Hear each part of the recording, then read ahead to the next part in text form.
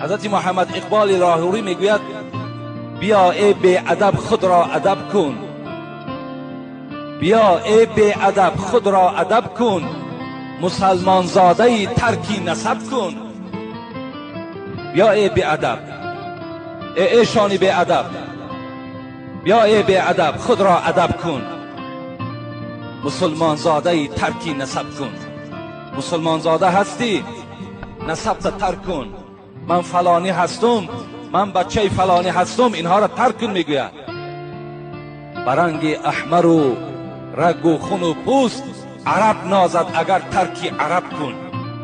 حضرت میگوید اگر با همین رنگ احمر، یعنی عرب ها را سرخرو میگویند، اگر عرب ها با قبیله عرب بودنشان، با سرخرو بودنشان، اگر خودشان به شما فضل دادن، ترکشان کنید که اونها برای شما لازم نیستند. فاطمه که دختری محبوب ترین دختری رسول اکرم است، پیغمبر به او چی میگوید؟ این ایشان ها که چند قدر دورن از پیغمبر، این فاطمه چند تا نزدیک است. میگوید که ای فاطمه بترس از قهر حق و ذکر آگاه از خدا بترس. مکن تکیه به من زینهار زینهار، که محشر روزی سخت و کار دشوار. تو به من هیچگاه تکیه نکن که من دختر پیغمبر هستم، زیرا که محشر، زیرا که قیامت چه میدان دهشتناکی هست که قرب حق به موقوف عمل هاست، وگرنه در راه طاعت خلل هاست. عمل تا زیاد کن ای فاطمه.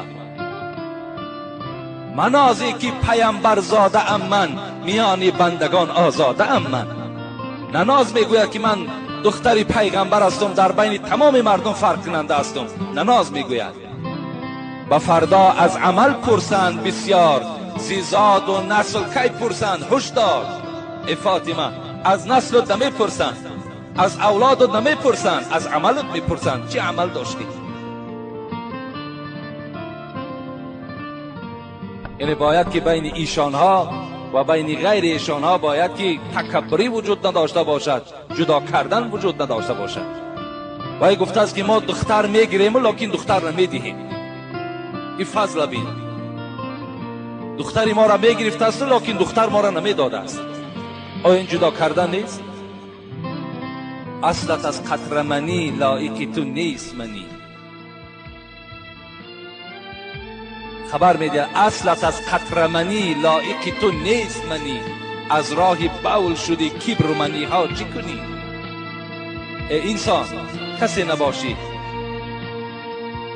تو از راه بول شدی. میگوید امروز این جدا کردن چی کارش میکنی؟ تو این کبر و منی ها چی کنی؟ این کبر و این منی های تو چی در کار است؟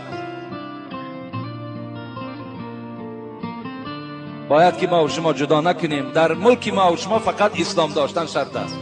ایشان است، غیر ایشان است، همه در نزد خدا برابر است، مگر که با عزت ترین ما فقط کسی که از خدا میترسد. انا همون با عزت ترین انسان در نزد خدا به حساب میرود.